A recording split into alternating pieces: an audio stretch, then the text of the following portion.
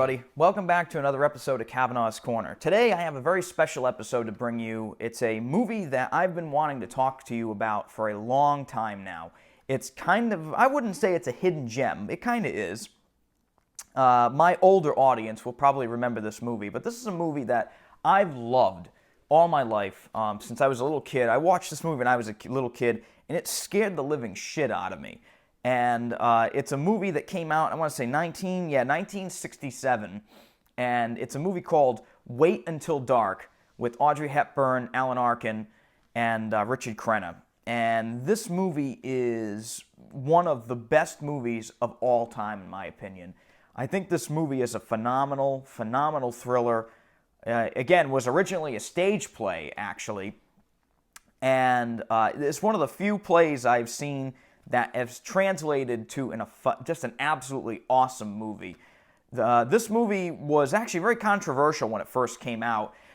The movie is very famous for having what is mostly known as the very first jump scare on film.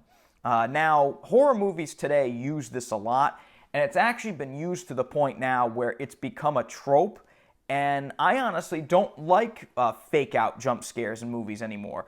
This movie is basically the first one to do it, and they did it right. The movie is about Susie, who is played by Audrey Hepburn, one of the greatest actresses of our time, and she is recently blind in an accident. She has lost her eyesight and is now living in her, she's living in her apartment, which I'm guessing is in New York City. I can't really remember, actually, where she's supposed to be in this movie. I think it's New York.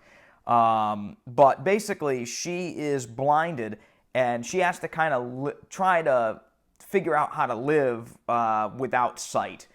And in the movie, she accidentally has a doll that ends up in her possession, and the doll is full of heroin. And this doll, and now keep in mind, she has no idea that this doll is in her apartment. But basically, this doll is being sought after by some pretty bad people. And these bad people include Alan Arkin, who is playing what I like to refer to as just absolute pure evil. And his character's name in this is Roat. R-O-A-T, Roat. And that name is gotta be the most perfect name. It's almost onomatopoeia. I mean, it is just the nastiest character. I think maybe one of the nastiest characters that's ever been on film, honestly. And you don't know what the hell this guy is going to do throughout the entirety of the film. Alan Arkin plays him as like this stoner bipolar psychopath is really the only way to describe it. Alan Arkin in this, by the way, is basically unrecognizable. He is just a madman in this film. And honestly, how this guy didn't win any awards for this is the shock of the century, honestly. But how nobody won anything for this is really shocking. It's kind of sad, actually. But the movie, basically, almost the entirety of the movie just takes place in Audrey Hepburn's apartment.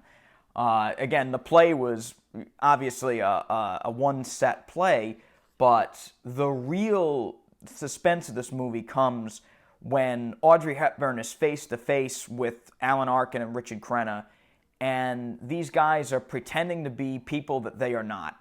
And I'm not going to give away any more than that, but I can tell you there is a confrontation at the end of this movie that is the most nerve-wracking shit that may have been ever put on film. It actually kind of reaches like Hitchcockian levels near the end.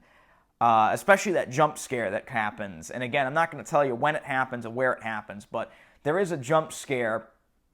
And the first time I watched this movie, it was like diarrhea central. I almost shat myself. And I was a young kid, so I mean, that might have been an extreme possibility. But I remember watching it, and I remember I don't know what I had in my hand. I had like a toy, or I had something in my hand, and I was watching with my mom, of all people. And my mom gasped. I dropped a toy. I almost fell out of the seat. Like, it was a shocking, scary moment, and it's still with me to this day. Now, the reason why I chose to review this now is because this movie very recently came out on Blu-ray thanks to the Warner Archive collection. You can basically only get this on Amazon.com. And I have to tell you, they did an absolutely phenomenal job with restoring this movie for Blu-ray. It looked amazing in 4K. Now, my Blu-ray player upscales movies in regular standard high definition to 4K, and I have to say, this movie, for a movie that came out in 1967, does not look like a movie that came out in 1967. This is a phenomenal restoration they did on this movie. And honestly, I don't even know when they did the restoration. I have no idea. They don't even talk about it on here. But highly, highly worth it. This is one of the better Blu-ray releases of an older film I've seen in years, especially for a movie that came out in the 60s. This is a stunning, stunning job they did with this. And it gets up my highest recommendation. If I had to rate this movie, I would give it a 5 out of 5. It is one of those rare, perfect films. Scared the shit out of me, and it still does. Again, great suspense film. Just an overall phenomenal film, especially on this new Warner Archive Blu-ray. Highly recommended. I got it for around 16, 17 bucks on Amazon.